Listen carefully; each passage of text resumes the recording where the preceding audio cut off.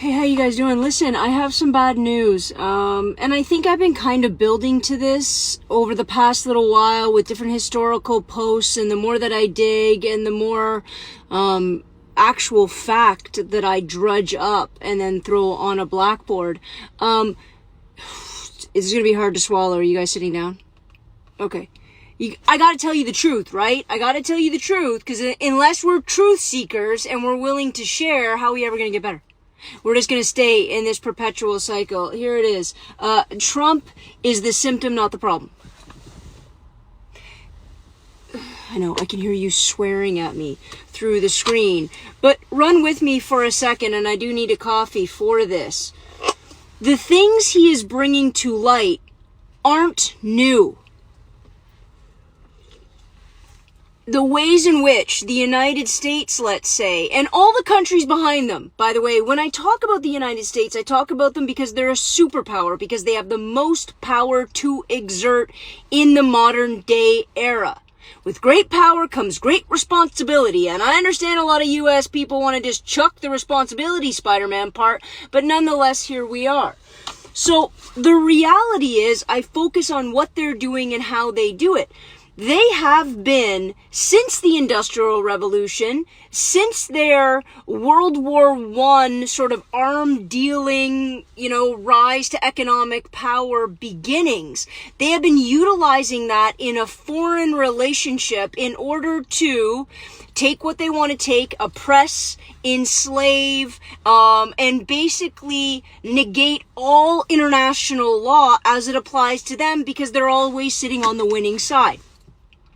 That is true of every major presidential movement and power in the United States history. Done. That is not a Donald Trump thing. Now, what Donald Trump has done and what he's raised to the surface, right, is the reality of still who we are as people. And I'm saying we, I know I'm not American, but I am saying we, because Canada, listen up, we still have this problem, and I'm noticing it bubble up, mostly in Alberta, but nonetheless, it's bubbling up.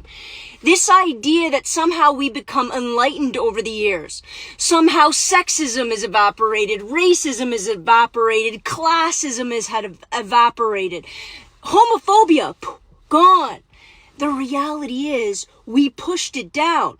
So I remember women like Ruth Bader Ginsburg talking about Roe v. Wade and saying she's very pro-choice, but she's very, very hesitant about the law, the letter of the law that was used in order to protect women's rights to control their own body. She supports women's right to control their own body, but she said you didn't use the law right. You didn't make the right arguments. You didn't have the cultural shift you needed to make this hold true and make this consistent. And she said one day somebody's going to find, with the right Supreme Court and the right argument, somebody's going to find a way to jostle that from the last 50 years of our conscience, and boom, it's got done. And that's not a Donald Trump thing. That is an us thing, right? Because in this government, we have created, we have empowered, we have emboldened ideas that we thought were long since gone. And now we pretended like they never existed for such a long time, because we told them all, you can't talk about it. Stop talking about it. Go sit down over there. If you talk about it, you face social excommunication. But we didn't change the culture. We didn't shift mindset. We just had punishment. That's not enough, right? So now what's happened is Trump's unleashed all this pent up resentment and underpinnings and all of this bigotry. People still feel, still talk about it. They just didn't talk about it in public. And he said, go off. Have at it. Talk about it. He talks about everything. Nothing's off the table. Nothing matters. Lies, who cares? The truth is all relative. I'm going to lie so I can get my own way. So the people that used to feel like they didn't have power now feel like they have power. Now here's the real issue. He started pointing out all the flaws in the system. all the flaws and the powers that be, I know I sound like a Buffy episode, running the entire show with their money and their privilege and their access. He pointed it out. And people actually listened and went, oh my God. But the problem is they inferred he was going to fix it. He wasn't. He wasn't.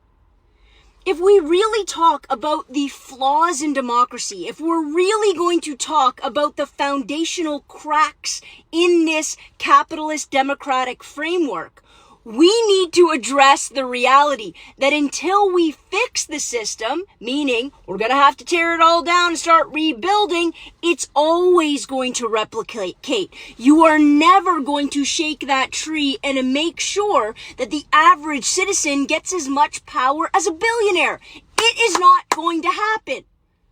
Now, here's where we come into play because it is all our fault. I hate to tell you this. Stop believing somebody when they say, I'm going to lower taxes, but your life is going to get it better. Stop believing people when they say, I'm going to put $1.5 trillion into our military because that's a sign of might. You know what that's a sign of? Weakness and a collapsing empire. The more you have to rely on your military, the weaker your empire has become. We have bought into the idea that this little carrot of us being a millionaire or a billionaire, we can eventually get that carrot and all of a sudden our lives are going to get better. That's the sell. That's on us. Capitalism wholeheartedly needs poor people. The United States used to use other countries as pawns, as regimes they could enslave, and then draw all the money back to the United States. With the collapse of manufacturing in the United States, you're starting to see what the ramifications of them not being able to do that internationally. Because now what's happening is you have this poverty class in the United States that can never catch up. That can't buy a house, that can't pay for their health care, that can't take care of their kids, that can't even send their kids to healthy, useful educational systems. That's where we live now. We did it. We did it because, heaven help us, we wanted to believe a promise that if you handed over your liberty, I would give you security. It's very Hobbesian. And the reason why I'm talking about this is my grade 8s are reading about Hobbes right now. And all of my 13-year-old little kids are looking at me going, Joanna, this is the problem. The problem here is everybody's been promised some sort of beautiful end goal of millionaire and big houses and lots of car status, and we've bought it like absolute morons. It's not the people in charge, it is us. They are the symptom, not the problem. The problem is this. If we want real change, if we want a different future, if we want to establish different foundational truths in order to build a more equitable, a more sustainable, a more functional and healthy society, everything's going to get crappy before it gets better. So the only question I'm asking you is this. Are you willing to risk whatever you have right now to get to somewhere better? Because what I promise you is that is going to get a whole lot worse, and it will push us into a circumstance where we have nothing to lose and we're going to roll those dice about for revolution anyways. So the only question is, when do you want to do it?